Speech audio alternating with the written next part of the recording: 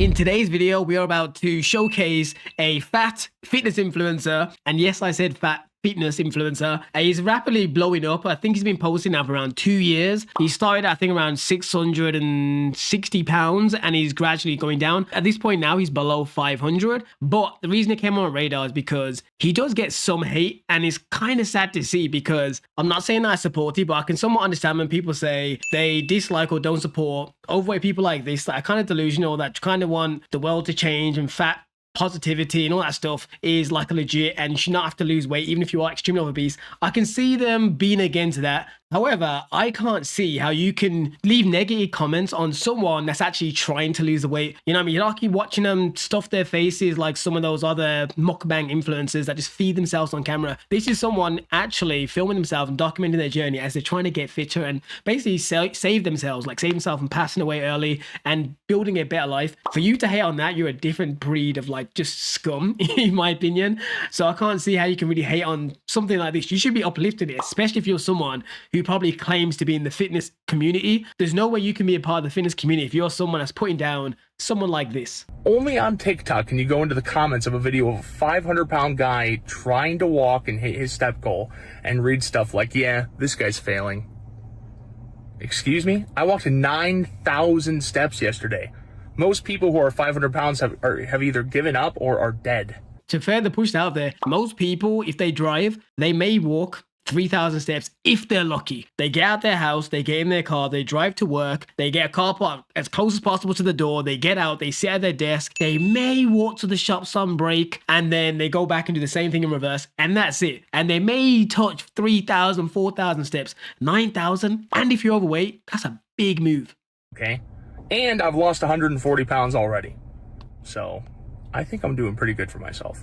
He is. But that's really, really good. So that's things like this is what we need to like uplift and support. And I'm pretty sure there's many of you out there watching that when you see someone that's overweight like this step in your gym and actually hit the weights, not just hide in the corner trying to do just cardio, I guarantee all of you want to tip your hat and be like, I see you, because you don't want to say it to make them feel on the spot, but you think it in their brain, in your brain, right?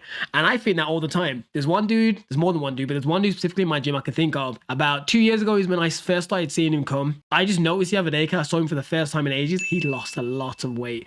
If I was to compare his facial expression when he first arrived to how I see him move around the gym now, not that I'm stalking the dude, but you just kind of casually see these things when you're doing your random gym stairs in between sets. He seems like a different human. That journey, imagine if it was cut short because someone in the gym gave him a bad experience and he quit. So this is what you have to kind of promote as much as possible for people not to be dicks. It sounds stupid, like you shouldn't have to really do this, but we have to almost incentivize people to not be dicks. Now understand there's two breeds of people. There's the lazy ones that don't do nothing and try and convince society that it's fine to be extremely overweight. And there's those that, due to various unfortunate circumstances, they got overweight due to, you know, probably something to do with mental health, because you don't get this big by accident. And they've more or less tried to overcome those battles and try to improve themselves. You shouldn't feel like you should be one of the cogs that's making it harder for them to get back to normality. Me and Danny just got done strength training, and now I'm off to the pool, baby. Just cooled off in the pool. Time to finish my steps for the day. Walked around the basement again, and that's 5,000 steps for the day, baby.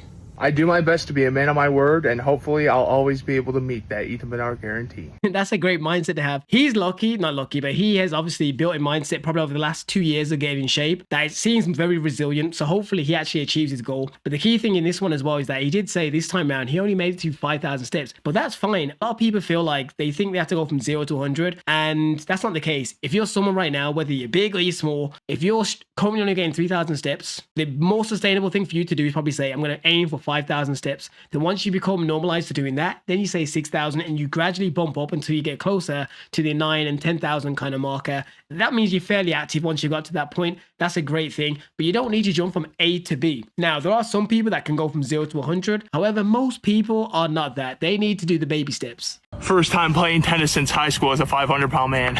See if I can even hit it.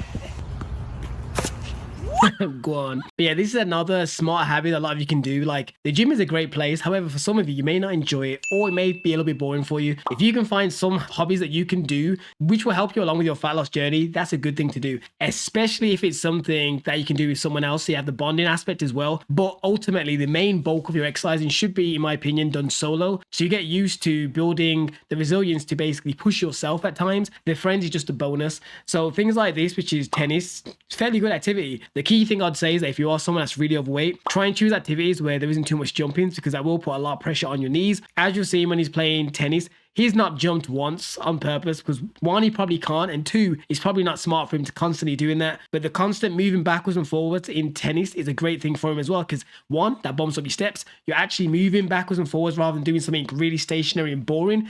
These little things is great. Walk on the treadmill is great.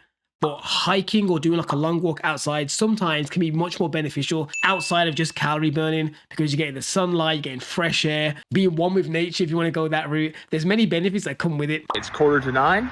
I'm 8,000 steps in for the day so far. I've been walking for 20 minutes. Just reached 10,000 steps, baby. I'm off to the gym for battle ropes.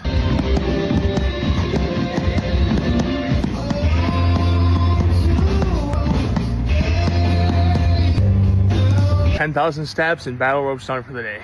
I gave y'all the guarantee. Shouts out to his little catchphrase, the Ethan guarantee. That's the sort of mindset you want. It's kind of like perseverance. Like once you've committed something in your own head, making sure you live up to it. What's your situation? You can change. And Ethan, you're making the rest of us look lazy. Wow. You know, 5 weeks ago, I made the decision to get off my ass and actually start moving to lose weight faster. And a month ago, I decided to start making videos again to record that process and maybe inspire some others. And in this past month, with the numbers on social media, the partnership, and now this, Noel, thank you so much, man. I started at 660 pounds. I'm down to 504 pounds, and my goal weight is 295 pounds. And if you're wondering why it's so high, it's because I'm 6'5" with wide shoulders, baby. Hopefully we can get a workout in person sometime. That would be awesome. Appreciate y'all. Shouts out to Noel. I'm going to try and say your name properly. Shouts out for him for actually supporting Ethan as well. But the key thing in there as well is that Ethan also specified a weight loss goal, which actually makes sense for his height. There's too many times I've had even clients suggest that they want to go for a goal. I'm like, I don't think that's achievable based on your current standpoint. Like, you're currently 300 pounds. We should be trying to get you down to 140 pounds. Let's try get you closer to say like 200 and see what we're looking like, see how it feels to maintain that sort of level. And then we can consider going lower. And many of the times, once we get them to a certain level and they look good, they don't even care about the number. So sometimes the number is just an arbitrary thing that people think they want to hit, but in reality, they just want to look good and feel confident when they look in the mirror. So it's good that you set a goal that's realistic for him and he knows that. But anyways, I just want to leave you there. I just wanted to shout out this guy because I thought it was a really good thing that he's doing, and I want to support anybody that's moving like this. Be sure to check him out if you want to, and be sure to hit the video with a comment and a like, and I'll see you guys in the next one.